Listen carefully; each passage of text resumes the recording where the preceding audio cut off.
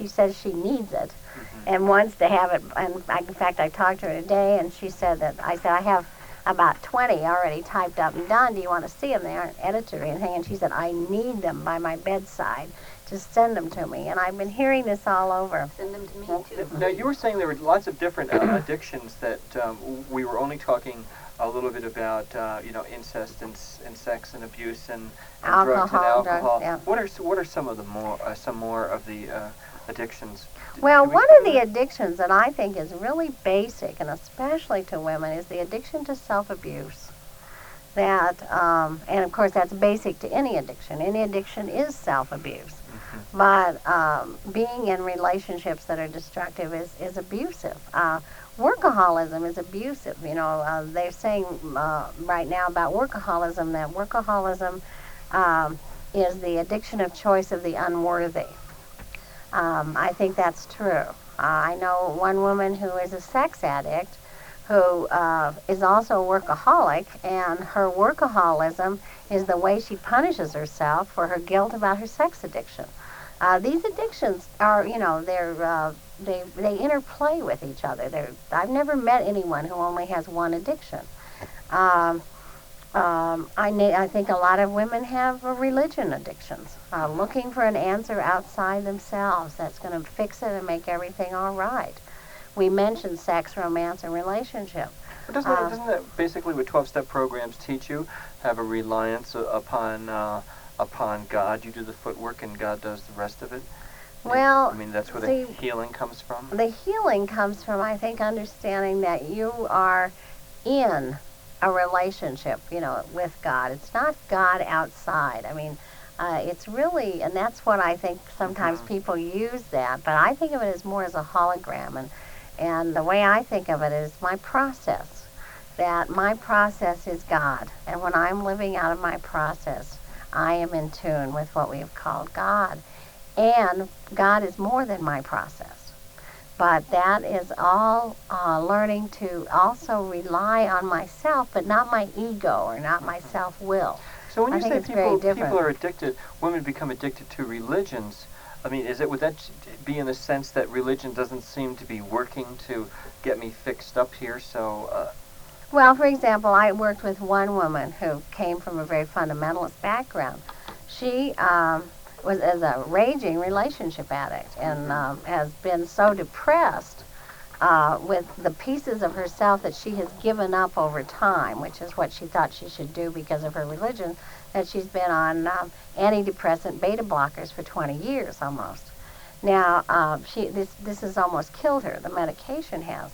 What she was told in her religion, in her Bible classes, was that it was her responsibility as a wife to meet her husband's sexual needs, and that men tended to stray, and if her husband strayed, it was because she was not a good wife. Now, her husband just happened to be a sex addict and into hard porn and all kinds of things like that. And yet she took all of that into herself and said that was her issue. And if she were a good enough Christian woman and a good enough wife, he wouldn't have these problems. Do you know, on Addiction Free Radio, what you've just talked about is the #1 issue that people bring up on this program? Really? Absolutely. And the second happens to be eating disorders.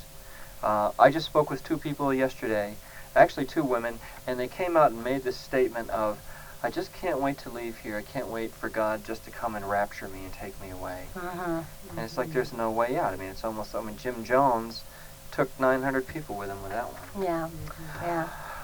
Okay, let's move on to treatment alternatives for people that don't have any money. I mean, broke, we're listening in Middle America. Some of the women who've been listening tonight really have been touched and maybe even disturbed by what we've said this evening. What can they do? 12-step meetings. There are all kinds of 12-step meetings for women and for people of a wide range of recovery. AA, Overeaters Anonymous, Artists Anonymous, ACA. Codependents Anonymous, ACA, Gamblers Anonymous, Debtors Anonymous. Workaholics Do Anonymous. you recommend the women that are listening tonight that are being affected by this try to find some women's groups to go to? I or think Al-Anon? it's really wonderful to go to women's groups if at all possible. Al-Anon mixed meetings, we have to take a break, always seem like a safe bet to me. We'll be back here on Addiction Free Radio with Wilson Shaef and Cathy Edwards right after this break. Okay, you're going to have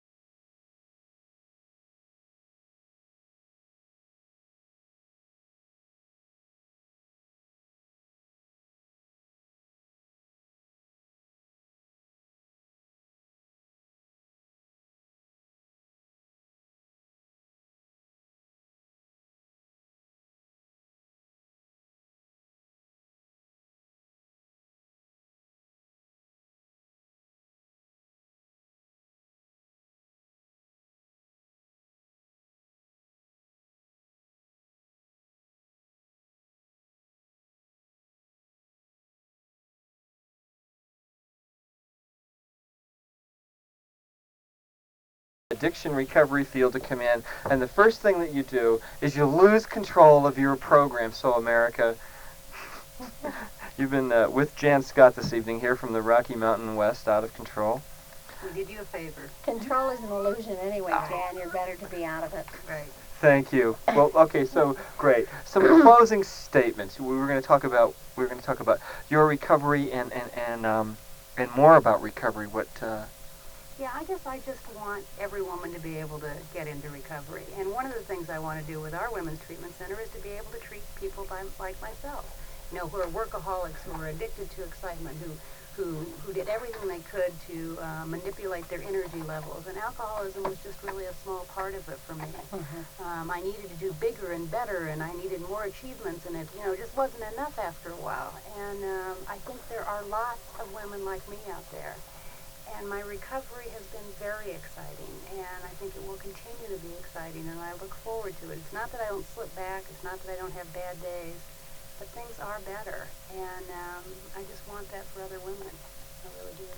A phone number for your, actually a nationwide phone number for your Women's Recovery Center in Boulder, Colorado. Yeah, area code 303-441-0594. Okay, so it's 303-441-0594. That's right. And you can call and talk to Cathy Edwards any day of the week if you'd like to have more information about Or one of our many counselors. I was Or gonna many say, counselors. I hope not every day of the week. That means she's not working on her Well, workaholism. all right. And Wilson Shaef. Some Well, closing statements. I yes. just want to say the same thing. It's been very important for me. The 12-step program has been very, very important for me and really has been a life changer for me. I firmly believe in it. I think the program works if you work the program. One of the things you hear a lot in program circles is that I have a disease, I am not my disease. And I think early in recovery it's very difficult to separate ourselves from our disease. And once we begin to do that, we begin to learn what serenity is about. And our life is different once we do recovery. Another thing we hear a lot of is that this is one of the few fatal diseases where recovery is guaranteed if you do your work. And I can't stress enough how fatal relationship addiction is, eating disorder, workaholism, whatever. It's a fatal disease and it's progressive. And recovery is possible. And it's possible for all of us. It's free. I think treatment programs help. I think they give us a boost. Not everybody can afford to go to treatment programs. A lot of people get clear and sober in 12-step programs, whether you go to a codependence 12-step program or Overeaters Anonymous or whatever. So I think there's real hope here, and I want to convey that. At this break, Jack, are we saying goodbye? Is this it forever? Well, America, you've been with Jann Scott this evening here on Addiction Free Radio. My guests have been Ann Wilson Shaef and Cathy Edwards. I'm just speechless. It doesn't happen to me very often where I become completely speechless. Ann, just before we go, any quick advice to Jessica Hahn? She Not that she'd listen. She might. We'll be back next tomorrow night on Addiction Free Radio. You've been listening to Addiction Free Radio with your host, Jann Scott. Addiction Free Radio is on every night at 7 o'clock Mountain Time on most of these same stations. If you would like a cassette tape of tonight's broadcast, send $3 check or money order to Addiction Free Radio, Post Office Box 545, Lyons, Colorado, 80540. That's Post Office Box 545, Lyons, Colorado, 80540. Make sure you give the date and topic you heard tonight. Jann's also interested in any suggestions, comments, input, or ideas you have for Addiction Free Radio. Jann will be back tomorrow night at 7 right here on the Addiction Free Radio Network.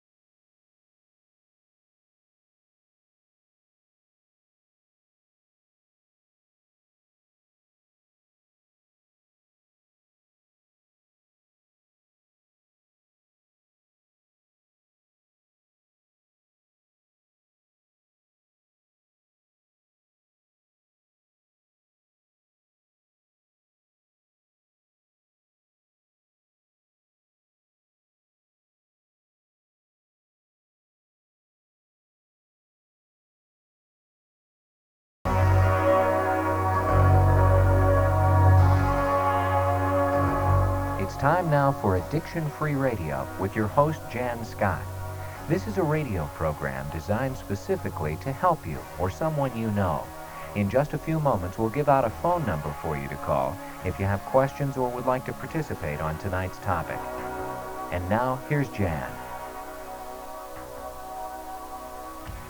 Good evening, everyone. Welcome to Addiction Free Radio. Tonight you're listening to the program live from the University of Colorado, KUCV, here in Boulder, in the Rocky Mountain West. We are against the foothills this evening on a nice, warm December before Christmas. This is also a taped rebroadcast of Addiction Free Radio on the Sun Radio Network. We are live, actually we're taped on 45 radio stations across the United States. Addiction Free Radio, the only call-in talk show in America about alcoholism, drug addiction, eating disorders, codependency, sexual addictions, love addictions, cultic addictions, marijuana. If you know someone who's addicted to that, call them up on the phone and tell them to tune into Addiction Free Radio. We also talk about compulsive spending. We talk about AIDS, crime, dysfunctional families, compulsive gambling, nicotine addiction. Addiction Free Radio. We will be on now for the next 2 hours.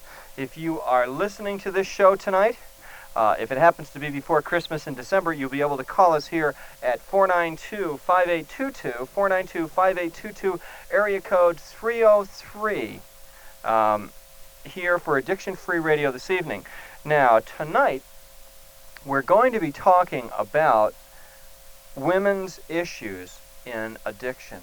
We're going to be talking about how women can be treated, the special issues that women come up to and against in being treated for addiction and alcoholism, and some of the special issues. We're going to have two guests with us this evening. Cathy Edwards, who is an expert and a director of a treatment center here in the United States, and also joining us, hopefully, in a little while, will be Wilson Shaef, who is author of, well, one book that became very famous, Codependency, Mistreated, Misunderstood.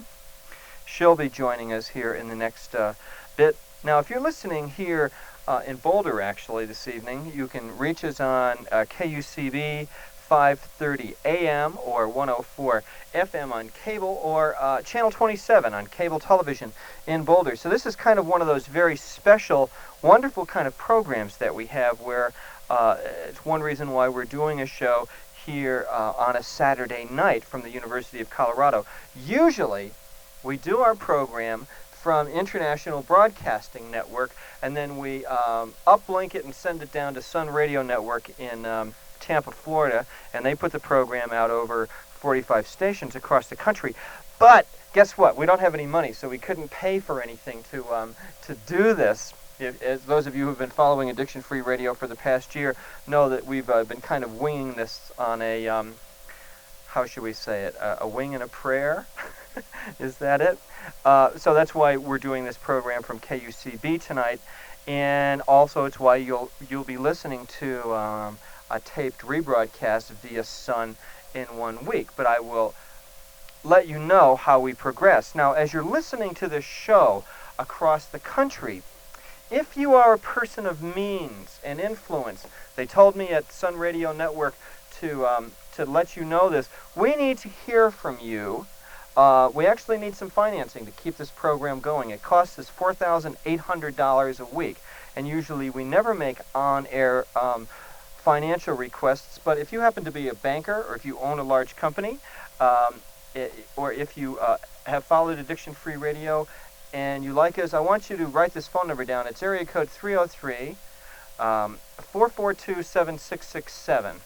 It's 303-442-7667. If you're interested in helping to sponsor Addiction Free Radio, maybe be on our corporate advisory council. We're a nonprofit foundation here in the United States. We'll be back on Addiction Free Radio right after this.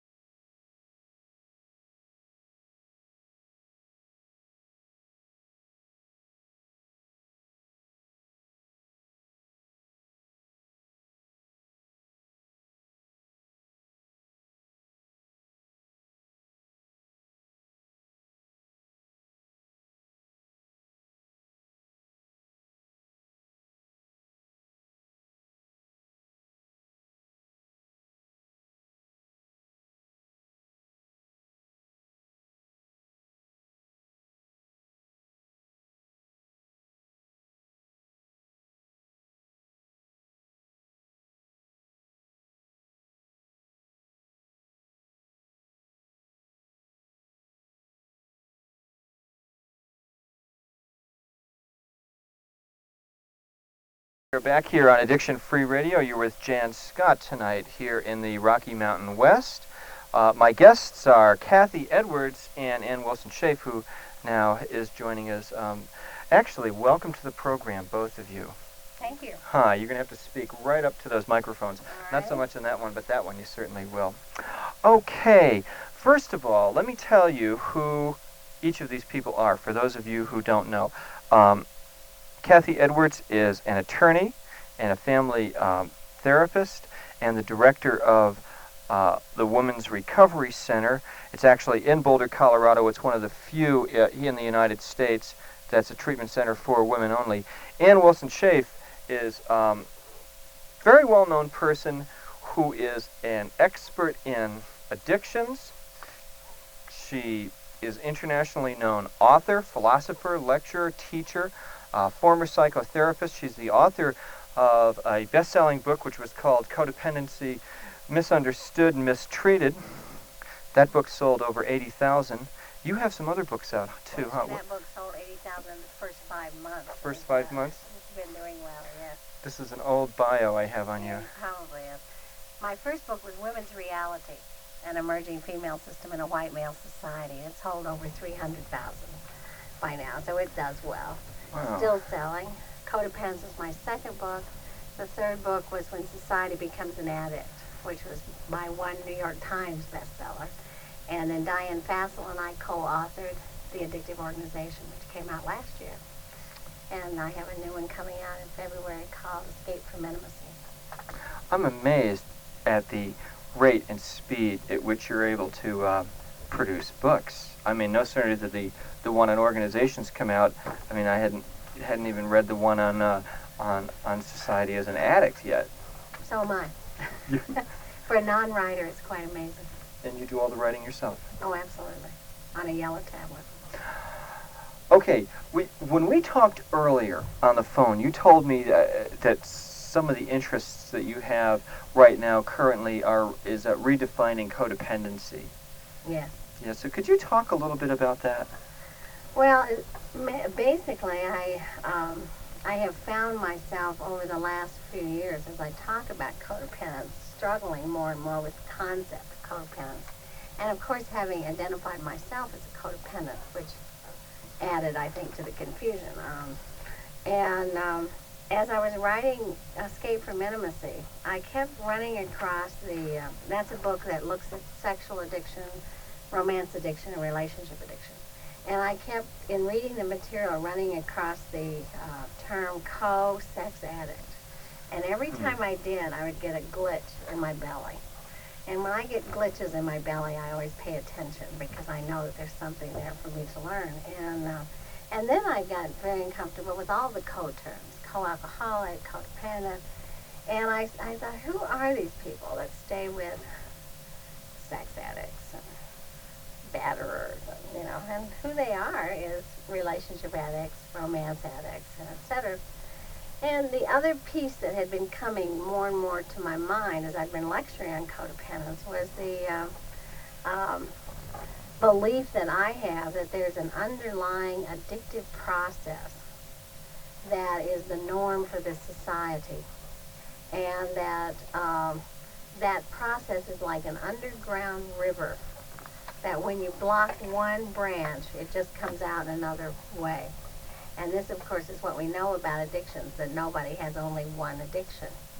And I believe that we have treated various branches of that river, alcoholism, drugs, relationship addiction, but we never have really worked with the river, which is the addictive process. What's the difference between now, in redefining codependency now, and when you wrote Codependency, Mistreated and Misunderstood? What do you see are the Well, differences at that point, we were just beginning to develop the concept of codependence.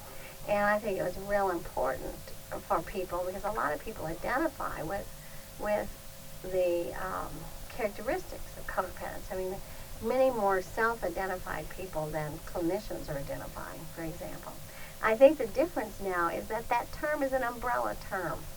And it's too broad and it's too large. And I think it includes the underlying addictive process, there is at least one or maybe two treatment centers in the United States now that are saying to addicts that go there for treatment, you need to come back 6 months to a year or later and do a 30-day inpatient for codependence, because behind every addict is codependence. Well, I think behind every addict is the addictive process, and I think that we've been confused about that. The other thing is that if we label ourselves codependent, it is participating.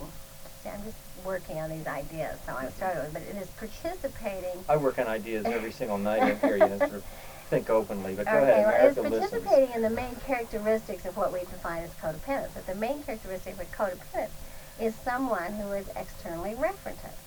So when I define myself as a co, I am referencing outside myself. The other thing I think is, and this is one that I really had to look at myself, is that most codependents would much rather be a codependent than an addict. So it gives us a little edge, you know, which is something codependents love, is just to be a little better than someone else. And the other thing is, by not naming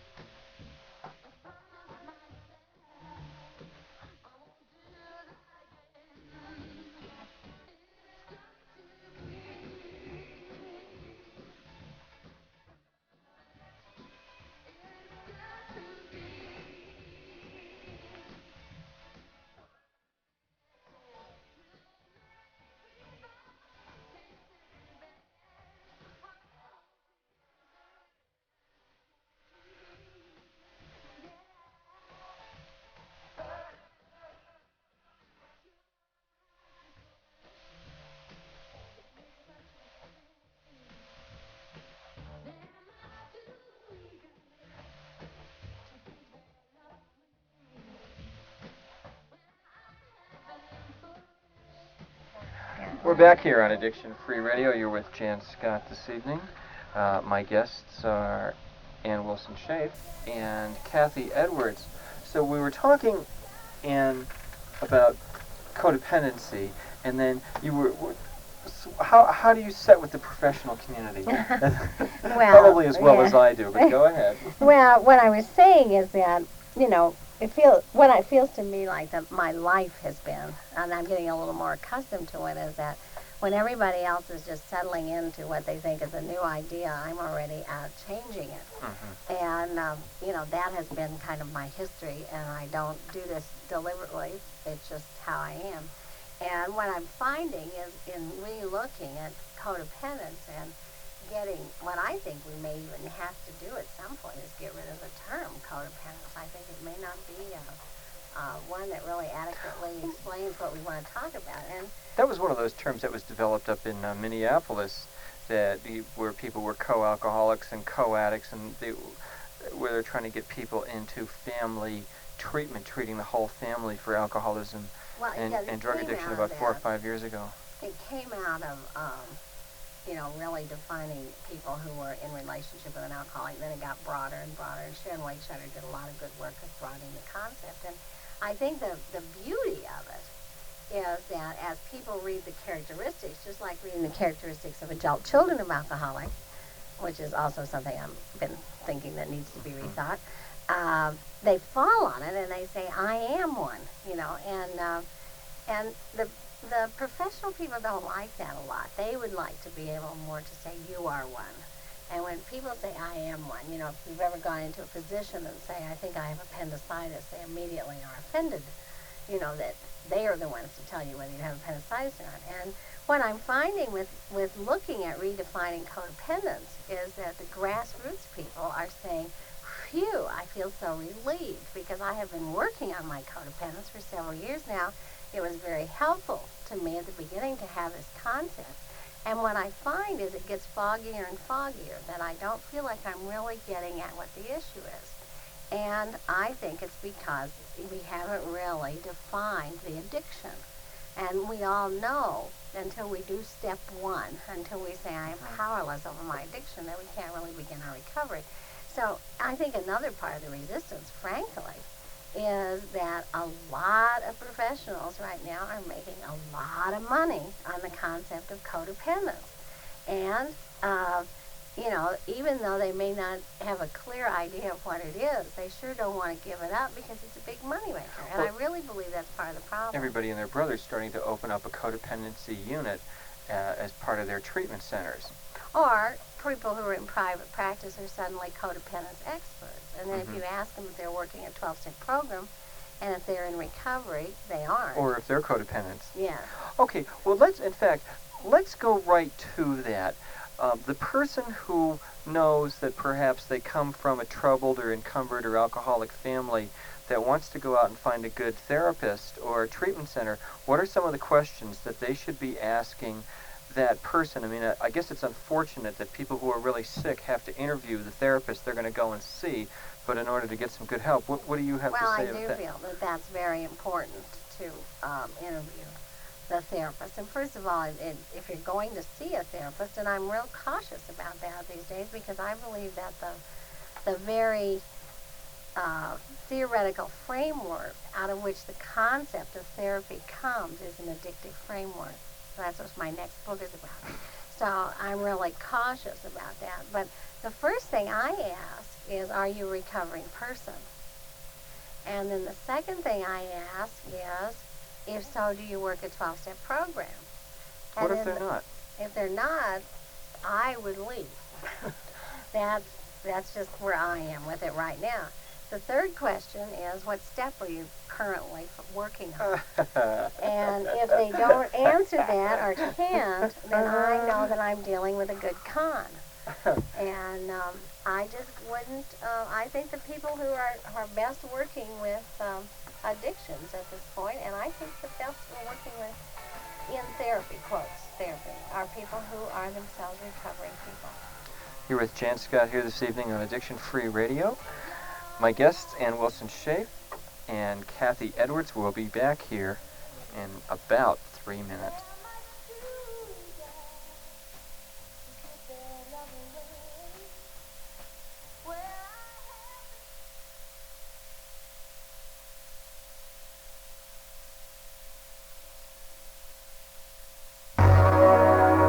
Addiction-free radio. Jann will be back in just a moment. Addiction-free radio is the only program on the globe that we know of broadcasting information about addiction.